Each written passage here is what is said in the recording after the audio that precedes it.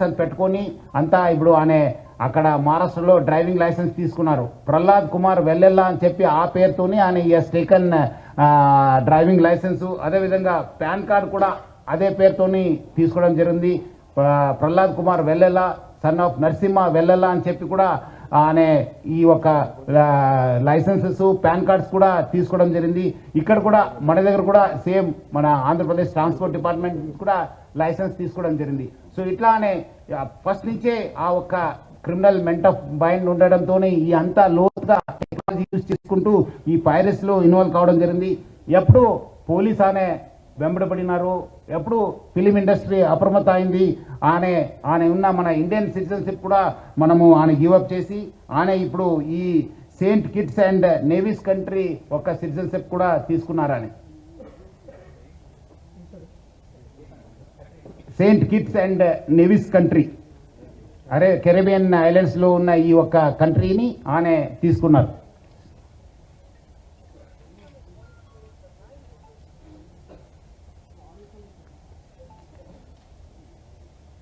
అదేవిధంగా ఆయన అక్కడ ఫ్రాన్స్లో ఉంటూ మొత్తము Netherlands, Switzerland, USA, Thailand, France, దుబాయ్లో బాగా తిరిగేవాళ్ళు.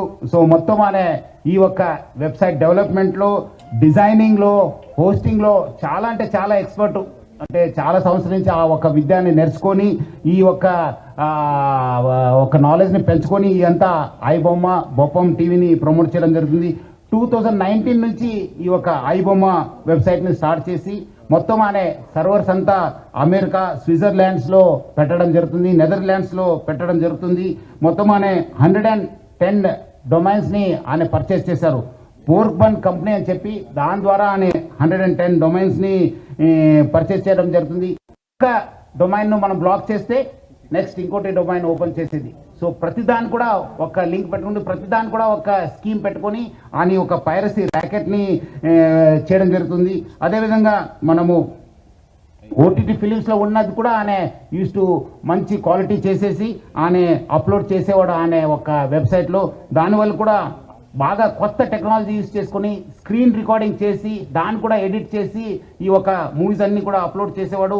అదేవిధంగా కొత్త మూవీస్ కూడా సీక్రెట్ కెమెరాస్ పెట్టి టెక్నాలజీ యూజ్ చేసి కొంచెం హై ఎండ్ టెక్నాలజీ యూజ్ చేసి కూడా ఆయన రిలీజ్ చేసేవాళ్ళు. ఇదంతా కూడా ఆయన ఒక టెలిగ్రామ్ ఛానల్ని యూజ్ చేసుకొని ఈ ఒక పైరసీ ర్యాకెట్ని ఆయన రన్ చేయడం జరిగింది.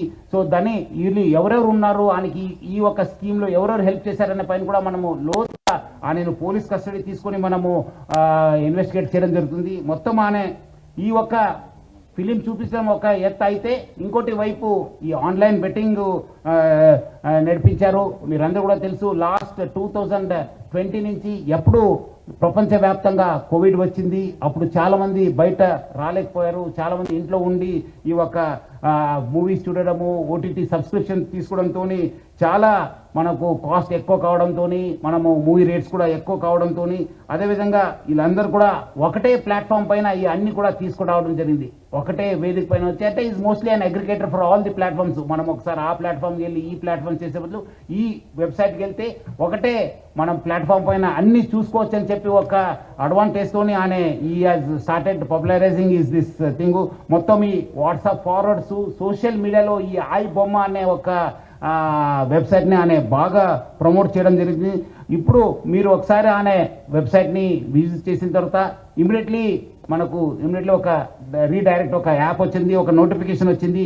That goes to the gaming and betting apps.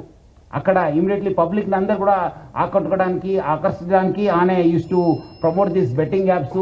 అదేవిధంగా దానివల్ల కూడా చాలా డబ్బులు సంపాదించారని చెప్పి తెలుస్తుంది. సో దానికి ఎవరెవరు ఎంత డబ్బులు సంపాదించారు, ఎక్కడెక్కడ డబ్బులు అనే ఇది చేశారనే పైన కూడా యూజ్ చేశారనే పైన కూడా మనము లోతుగా ఇన్వెస్టిగేట్ చేయడం జరుగుతుంది. ఇది ఒకటి ఫిలిం చూపించడం ఒక ఎత్తు అయితే ఈ dark side is using it for criminal side. ఇవన్నీ కూడా ఆయన ఉన్న డాటాను అందరూ కూడా ఆయన వాడుకోవడం అనేది చాలా అంటే పబ్లిక్